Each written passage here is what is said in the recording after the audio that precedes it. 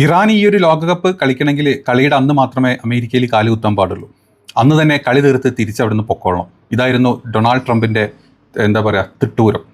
അതിനനുസരിച്ചിട്ട് തന്നെ ഫിഫക്ക് അതിന് വഴങ്ങിക്കൊടുക്കേണ്ടി വന്നു. കാരണം ഇറാനെ പോലത്തെ ഒരു ടീമിനെ ലോകകപ്പ് നിന്ന് ഒഴിവാക്കി കഴിഞ്ഞാൽ അവരുടെ കംപ്ലീറ്റ് ആ ഒരു ഓർഗനൈസേഷൻ കംപ്ലീറ്റ്ലി ഡിസോർഡർ ആയി പോകും എന്നുള്ള വലിയൊരു കാരണത്താലും മറ്റ് ലോകരാജ്യങ്ങൾ ഇതിനെതിരെ അല്ലെങ്കിൽ ലോക ഫുട്ബോൾ പ്രേമികൾ ഇതിനെതിരെ വലിയ രീതിയിൽ ഫിഫക്കെതിരെ സംസാരിക്കും, അതല്ലെങ്കിൽ ഡൊണാൾഡ് ട്രംപിനെതിരെ സംസാരിക്കും എന്നറിയുള്ളത് കൊണ്ട് തന്നെ അങ്ങനെ ഒരു കാര്യത്തിന് വഴങ്ങി അവസാനം ഇന്നലെ ആ ഒരു കളി നടന്നു. ആദ്യത്തെ ഇറാൻ്റെ കളിയാണ്. ന്യൂസിലാൻഡുമായിട്ടുള്ള കളി നിങ്ങൾ കണ്ടു കാണും. ഒരു വശത്ത് അമേരിക്ക, ഇസ്രായേൽ, ഇറാൻ യുദ്ധം നടക്കുന്നു. കഴിഞ്ഞ 2 മാസത്തോളമായിട്ട് നിരന്തരം അമേരിക്കയുടെ സൈഡിൽ നിന്ന് ഇസ്രായേലിൻ്റെ സൈഡിലും ഇറാനിലോട്ട് യുദ്ധം നടക്കുന്നു. ഇറാൻ തിരിച്ചടിക്കുന്നു. 2 രാജ്യങ്ങൾ തമ്മിലുള്ള ഭയങ്കരമായിട്ടുള്ള യുദ്ധം നടക്കുന്നു. അതേ സമയത്ത് ഇന്നലെ അതിൻ്റെ ഒരു അന്തിമ കരാർ, ഒരു സമാധാന കരാറിലോട്ട് ഒപ്പിട്ടു. അതായത് ഒരു ഡിജിറ്റൽ സിഗ്നേച്ചർ ചെയ്ത് നമ്മൾ കണ്ടു. അന്ന് തന്നെ ഇതേ രാജ്യത്ത് ഇറാൻ അവിടുന്ന് കളിക്കുന്നു. ആ കളിയുടെ സമയത്ത് ഇറാൻ്റെ എന്താ പറയുക ആ ഒരു ഫ്ലാഗ്, പതാക അവിടുത്തെ ഗ്രൗണ്ടിൽ ഇങ്ങനെ നിറഞ്ഞു നിൽക്കുന്ന വീഡിയോ ഒക്കെ ഭയങ്കരമായിട്ട് വൈറലായിട്ടുണ്ട്. കാരണം ഒരു യുദ്ധ സാഹചര്യത്തിൽ പോലും അതേ രാജ്യത്ത്, സ്വന്തം രാജ്യത്തിന് അടിച്ചുകൊണ്ടിരിക്കുന്ന അതേ രാജ്യത്ത് പോയിട്ട് ഫുട്ബോൾ കളിച്ച് അവിടെ സ്വന്തം പതാകയും തങ്ങളുടെ ദേശീയ ഗാനവും അവിടെ പാടിക്കുക എന്നുള്ളത് ഒരു വലിയ കാര്യം തന്നെയാണ്. അത് ആസ്ഫിഫിൽ അങ്ങനെ നടന്നുപോയി. അങ്ങനെ വന്നേ പറ്റൂ. അവിടെ നിന്ന് ഒഴിവാക്കാനോ തീർക്കാനോ ഒന്നും പറ്റാത്തൊരു കാര്യം. അങ്ങനെ ന്യൂസിലാൻഡുമായിട്ടുള്ള ഒരു കളിയിൽ 2-2 എന്നുള്ള ഒരു സമനിലയിലേക്ക് ആ ഒരു കളി അവസാനിക്കുന്നു. അത് ഇറാൻ്റെ പോരാട്ട വീര്യത്തിനെ പറ്റി നമ്മൾ സംസാരിക്കേണ്ട വേണം. അതിൽ നിങ്ങൾ വേറെ ഒന്നും അതിൽ ഇൻക്ലൂഡ് ചെയ്യേണ്ട കാര്യമില്ല. കാരണം റെസ്റ്റില്ല. നേരിട്ട് രാവിലെ വരുന്നു, അന്ന് വൈകിട്ട് കളിക്കുന്നു, തിരിച്ചു പോകുന്നു. ഒരു പ്രാക്ടീസ് മാച്ച് കളിക്കാൻ അല്ലെങ്കിൽ പ്രാക്ടീസ് ചെയ്യാനുള്ള ഒരു ഏരിയ പോലും ഇല്ല മര്യാദയ്ക്ക്.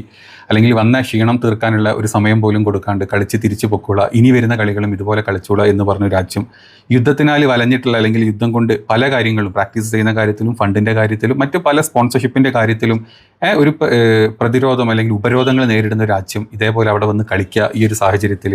എന്നിട്ട് അവിടെ ആദ്യ കളിയിൽ തന്നെ അവിടുന്ന് ഒരു എന്താ പറയുക സമനില വാങ്ങിയിട്ട് അടുത്ത കളിയിലോട്ടുള്ള പോക്ക് അത് ചെറിയൊരു കാര്യമൊന്നുമല്ല.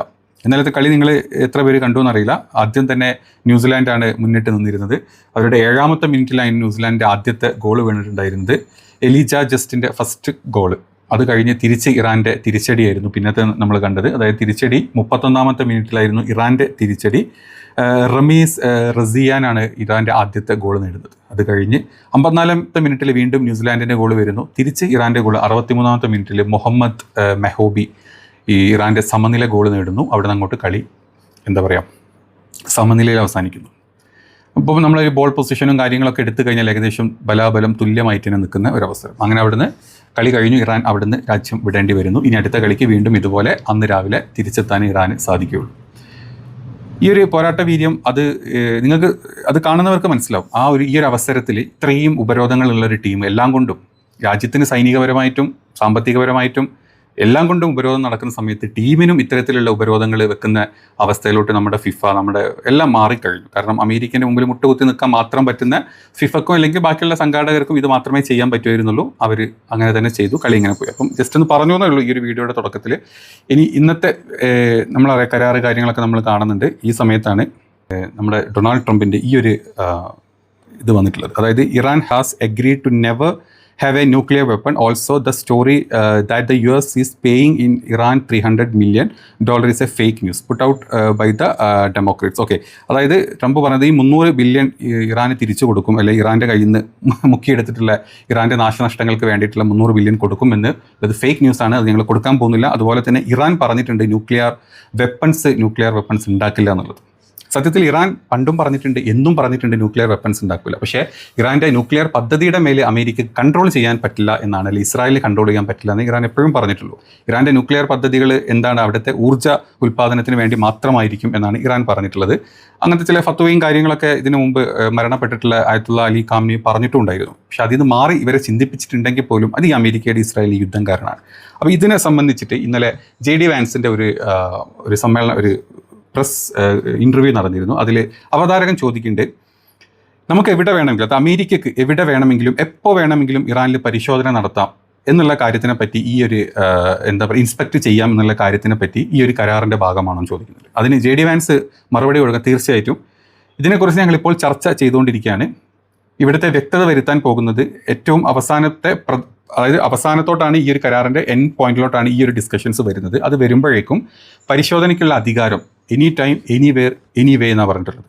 അങ്ങനെയുള്ള അധികാരം ഏത് സമയത്തും ഇറാൻ്റെ ഏത് ആണവ കേന്ദ്രത്തിലും മുൻകൂട്ടി അറിയിക്കാതെ തന്നെ US ഡയറക്റ്റ് പോയിട്ട് ഇൻസ്പെക്ട് ചെയ്യാനും പരിശോധിക്കാനുള്ള കർശനമായിട്ടുള്ള അനുമതി ഈ കരാറിൽ ഞങ്ങൾ ഉൾപ്പെടുത്താൻ ശ്രമിക്കുന്നുണ്ട് എന്നാണ് JD വാൻസ് പറഞ്ഞിട്ടുള്ളത്. ഇത് ഇറാൻ സമ്മതിക്കോ ഇല്ലേ എന്നുള്ളത് നമ്മൾ കണ്ടു തന്നെ അറിയേണ്ടി വരും. അതായത് ഈ 60 ദിവസത്തിൻ്റെ സമയത്ത് അമേരിക്കയും ഇസ്രായേലും ഏത് രീതിയിലാണ് പുതിയ പ്ലാനിങ് ചെയ്യുക എന്നുള്ളതും, അപ്പോൾ അവസാനത്തോട്ട് ഇങ്ങനത്തെ പല ലൊട്ട് ന്യായങ്ങൾ പറഞ്ഞിട്ട് വീണ്ടും ഇത് മറ്റൊരു രീതിയിലോട്ട് യുദ്ധം കൊണ്ടുപോകാനുള്ള എല്ലാ കാര്യങ്ങളും ഇവർ ചെയ്യും എന്നുള്ളതിൻ്റെ ഒരു സിമ്പിളായിട്ടുള്ള ഒരു എന്താ പറയുക ഒരു കാര്യമാണ് നമ്മളിപ്പോൾ ഈ കണ്ടിട്ടുള്ളത്. അപ്പോൾ ഇനി ഇറാൻ ഇതിന് എത്രത്തോളം മുൻകരുതൽ എടുത്തിട്ടാണ് ഈ കരാർ സൈൻ ചെയ്തത് എന്നുള്ളതാണ് മറ്റ് ഒരു കാര്യം അമേരിക്കയിലെ ഇൻ്റലിജൻസിൻ്റെ റിപ്പോർട്ടായിട്ട് വന്നിട്ടുള്ളത്. അതായത് അന്തിമ ആണവ കരാറിലെ വ്യവസ്ഥകൾ അംഗീകരിക്കാൻ ഇറാൻ തയ്യാറാകില്ല എന്നാണ് US രഹസ്യാന്വേഷണ വിഭാഗത്തിൻ്റെ റിപ്പോർട്ട്. അതായത് അവർ പറഞ്ഞിട്ടുള്ള സംശയങ്ങൾ, ഉദ്യോഗസ്ഥ ചർച്ചകൾ നടന്നുകൊണ്ടിരിക്കുന്നുണ്ട്. US CIA ഉദ്യോഗസ്ഥ ചർച്ചകൾ നടക്കുന്നുണ്ട്. അവരുടെ കൺഫർമേഷൻ, അതായത് ഇറാൻ ഒരിക്കലും ഇത്തരത്തിലുള്ള കാര്യങ്ങൾ ഇറാൻ സമ്മതിക്കില്ല എന്നും പറഞ്ഞിട്ടാണ്. അതിൽ രഹസ്യാന്വേഷണ വിഭാഗത്തിൻ്റെ ഹെഡ് ഉണ്ട്, ജോൺ റാറ്റ്ക്ലിഫ് ഉണ്ട്, CIA ഡയറക്ടറാണ്. ഇപ്പോഴത്തെ ഇറാൻ്റെ ആഭ്യന്തര ആശയവിനിമയങ്ങൾ ചോർത്തിയതിൽ നിന്നുള്ള വിവരങ്ങൾ അടിസ്ഥാനമാക്കിയിട്ടാണ് ഈ ഒരു കാര്യം ട്രംപിന് മുന്നറിയിപ്പ് നൽകുന്നത് എന്നാണ് CIA പറയുന്നത്. പുറമേ കാണുന്ന താല്പര്യം ഇറാന് യഥാർത്ഥത്തിൽ ഇല്ല എന്നാണ്. നമ്മൾ ഇന്നലെ കണ്ട് ഇറാനിൽ തന്നെ ഒരു വലിയ വിഭാഗം ജനങ്ങൾ ഈ കരാർ ചെയ്യേണ്ട, യുദ്ധം ചെയ്താൽ മതി, അവരെ തീർക്കണം, ഇറാനെ അല്ലെങ്കിൽ ആ രീതിയിലോട്ട് പോയാൽ മതി, നമ്മൾ ഇനിയും നമ്മളെ വന്ന് അടിച്ചിട്ടാണ്, നമ്മളത്രയും ആളുകളെ കൊന്നു കളഞ്ഞിട്ടുണ്ട്, നമ്മളെ കുട്ടികളെ കൊന്നു കളഞ്ഞിട്ടുണ്ട്, അതുകൊണ്ട് നമുക്ക് കരാർ വേണ്ട, നമ്മൾ യുദ്ധത്തിലോട്ട് പോകണമെന്ന് പറഞ്ഞ് ഇറാൻ്റെ അകത്ത് ഒരു വലിയ പ്രക്ഷോഭം ഉണ്ട്. പ്രക്ഷോഭം മീൻസ് ഒരുപാട് ജനങ്ങളുടെ ഉള്ളിലുള്ള ഒരു ഉള്ളിലിരിപ്പാണ്. അപ്പോൾ ഇറാൻ ഈ ഒരു കരാർ സൈൻ ചെയ്തതും ഇല്ലെങ്കിൽ ഇതിന് താല്പര്യം കാണിച്ചു, അതായത് അമേരിക്ക അങ്ങോട്ടാണല്ലോ പോയത്, അമേരിക്കയും ഇവരൊക്കെ അങ്ങോട്ട് പോയതുകൊണ്ട് ഇറാൻ കാണിച്ചു എന്നുള്ളത് അത് ഇറാൻ്റെ പൊഴുമുഖമാണ്. ഇറാൻ യഥാർത്ഥത്തിൽ ഇത് താല്പര്യമൊന്നുമില്ല, പിന്നെ അങ്ങ് നടക്കട്ടെ എന്ന് വിചാരിച്ചിട്ട് നടത്തിയതാണ്. അതുകൊണ്ട് തന്നെ ഇറാന് ഈ പറഞ്ഞ യുറേനിയം സമ്പുഷ്ടീകരണത്തിൻ്റെ കാര്യം, മിസൈൽ ഉൽപ്പാദനത്തിൻ്റെ കാര്യം, പ്രോക്സികളെ സപ്പോർട്ട് ചെയ്യുന്ന കാര്യത്തിലൊന്നും ഒരു മാറ്റവും ഇറാൻ വരുത്തില്ല എന്നാണ് CIA ഡയറക്ടർ പറഞ്ഞിട്ടുള്ളത്. അതുപോലെ തന്നെ മാർക്കോ റൂബിയോ സ്റ്റേറ്റ് സെക്രട്ടറി, അതുപോലെ പീറ്റ് ഹെഗറ്റ്സ് പ്രതിരോധ സെക്രട്ടറി, ഈ രണ്ട് പേർക്കും ഈ യുറേനിയം സമ്പുഷ്ടീകരണം പൂർണ്ണമായി നിർത്തലാക്കാനുള്ള, കൈവശം വെക്കാനുള്ള ഇറാൻ്റെ ആ ഒരു ശേഷി ഉണ്ടല്ലോ, അതിനെ കടുത്ത നിബന്ധനകൾ വെക്കണമെന്ന് ഇവർ പറയുന്നുണ്ട്. പക്ഷേ അത് തീർച്ചയായിട്ടും ഇറാൻ പാലിക്കില്ല എന്നുള്ള ഇൻഫർമേഷൻസ് ഇവർക്ക് CIA കൈമാറിയിട്ടുണ്ട് എന്നാണ് പറയുന്നത്. അതായത് കരാറിനെ പിന്തുണയ്ക്കാനുള്ള നയതന്ത്ര വിഭാഗം അല്ലെങ്കിൽ ചിന്തകൾ മാത്രം ഉള്ളതുകൊണ്ടാണ് ഇറാൻ ഇപ്പം ഇതിനോട്ട് അക്സെപ്റ്റ് ചെയ്തിട്ടുള്ളത്. JD വാൻസ് അതുപോലെ തന്നെ നിലവിലെ ധാരണാപത്രം MOU അദ്ദേഹം ശക്തമായിട്ട് ന്യായീകരിക്കുന്നുണ്ട്. ഇറാൻ വ്യവസ്ഥകൾ പൂർണ്ണമായിട്ട് പാലിച്ചാൽ മാത്രമേ അവർക്ക് ഉപരോധങ്ങളിൽ ഇളവ് നൽകൂ എന്ന് JD വാൻസ് പറയുന്നുണ്ട്. മുൻകൂറായി യാതൊരു ആനുകൂല്യങ്ങളും US നൽകില്ല എന്നും കൂടെ പറഞ്ഞിട്ടുണ്ട്. അപ്പം US ഇതൊന്നും കൊടുക്കില്ല എന്ന് പറഞ്ഞിട്ടുണ്ട്. ഈ ഡിജിറ്റൽ സിഗ്നേച്ചർ ചെയ്തിട്ടുണ്ട്. അപ്പോൾ ഈ 2 മാസത്തിനിടയ്ക്ക് ഇത് വീണ്ടും കൊളാപ്സ് ആവാനുള്ള ചാൻസസ് ആണ് ഏറ്റവും ഹൈ. അല്ലാണ്ട് ഇത് സ്മൂത്തായിട്ട് ഈ ചർച്ച മുന്നോട്ട് പോകുന്നുള്ളതിൻ്റെ ഒരു ഗ്യാരണ്ടിയും ഇപ്പം ഈ ഡിജിറ്റൽ സിഗ്നേച്ചർ ചെയ്ത് കഴിഞ്ഞപ്പോൾ അമേരിക്കയുടെ സൈഡിൽ നിന്ന് അവർ പറഞ്ഞതൊക്കെ മാറ്റിയിട്ടാണ് തന്നെ പറഞ്ഞു തുടങ്ങിയിട്ടുള്ളത്. അതുമാത്രമല്ല സ്റ്റീവ് വിറ്റ്കോഫ് അതുപോലെ തന്നെ കൂഷ്ണർ, ഇവർ രണ്ടുപേരും ഈ കരാറിൻ്റെ പ്രധാന ശില്പികളായിട്ടുള്ള ഇവരാണ് ഏറ്റവും കൂടുതൽ ചർച്ചയ്ക്ക് പങ്കെടുത്തിട്ടുള്ളത്. അപ്പോൾ ഇവരെ തന്നെ മുൻനിർത്തി മുന്നോട്ട് പോകാനാണ് താല്പര്യപ്പെടുന്നത്. അതായത് ജനീവയിൽ നടക്കാനിരിക്കുന്ന അന്തിമ ചർച്ചകൾക്ക് ഇറാൻ്റെ പാർലമെൻ്ററി സ്പീക്കർ മുഹമ്മദ് ബാഗർ അതുപോലെ തന്നെ വിദേശകാര്യമന്ത്രി അബ്ബാസ് അറാച്ചി എന്നിവരുമായിട്ട് ഉള്ള നേരിട്ടുള്ള ചർച്ചയാണ് ഈ ജനീവയിൽ നടക്കാൻ പോകുന്നത്. സ്റ്റീവ് വിറ്റ്കോഫും ജെറാഡ് കുഷ്ണറും കൂടെ ആയിരിക്കും ഇവർ തമ്മിൽ ചർച്ച ചെയ്യാൻ പോകുന്നത്. അപ്പോൾ അറിയാം നമുക്ക് അത് പൂർണ്ണ സിഗ്നേച്ചറിലോ ഫിസിക്കൽ സിഗ്നേച്ചറിലോട്ട് പോവോ, അത് കഴിഞ്ഞിട്ട് ഈ 2 മാസം വീണ്ടും ഇതിൻ്റെ മറ്റേ ഉയർന്ന തല ചർച്ചകളൊക്കെ നടക്കും എന്നുള്ളത് ഈ ഒരു വെള്ളിയാഴ്ച കൂടെ നമുക്ക് മനസ്സിലാവും. പ്രധാന വെല്ലുവിളിയായിട്ട് പറയുന്നത് ഇറാൻ ഒരിക്കലും ഒരു ആണവ ആയുധങ്ങളും നിർമ്മിക്കില്ല എന്ന് ഇറാൻ സമ്മതിച്ചിട്ട് ഉണ്ടെങ്കിലും ഇറാൻ്റെ ആണവ സമ്പുഷ്ടീകരണം സ്റ്റോപ്പ് ചെയ്യണം എന്നുള്ളതും അതുപോലെ തന്നെ ഇറാൻ്റെ ആണവ കേന്ദ്രങ്ങളിൽ എപ്പം വേണമെങ്കിലും ഇവർക്ക് കയറി ഇറങ്ങാം, US കയറി ഇറങ്ങാം, അവർ കൺട്രോൾ ചെയ്യും എന്നുള്ളതൊന്നും ഒരിക്കലും ഇറാൻ സമ്മതിക്കാൻ പോകുന്നില്ല, ട്രംപ് അവകാശപ്പെട്ടാലും. അതുകൊണ്ട് തന്നെ താൽക്കാലികമായിട്ടുള്ള ഒരു വെടിനിർത്തലിൻ്റെ ഭാഗമായിട്ട് മാത്രമാണ് ഈ ഒരു കരാർ ഇപ്പോൾ നിൽക്കുന്നത്. ഈ 60 ഡേയ്സിൻ്റെ ഇടയ്ക്ക് സാങ്കേതികമായിട്ട് എല്ലാ നിബന്ധനകളും 2 കൂട്ടരും അക്സെപ്റ്റ് ചെയ്യില്ല എന്നാണ് CIA റിപ്പോർട്ട് വന്നിട്ടുള്ളത്. ഇനി നമുക്ക് കണ്ടറിയാം എന്താകും എന്നുള്ളത്. അപ്പോൾ ഇതാണ് ഇപ്പോൾ ഏറ്റവും ലേറ്റസ്റ്റ് ആയിട്ട് ഈ ഒരു കരാറിൻ്റെ ഡീലിൻ്റെ കാര്യങ്ങൾ പറയാനുള്ളത്. അപ്പോൾ നിങ്ങൾ മാക്സിമം വീഡിയോ കണ്ടിഷ്ടപ്പെട്ടെങ്കിൽ സപ്പോർട്ട് ചെയ്യുക. അടുത്ത അപ്ഡേറ്റ് ആയിട്ട് അടുത്തൊരു വീഡിയോയിൽ വരാം. ബൈ.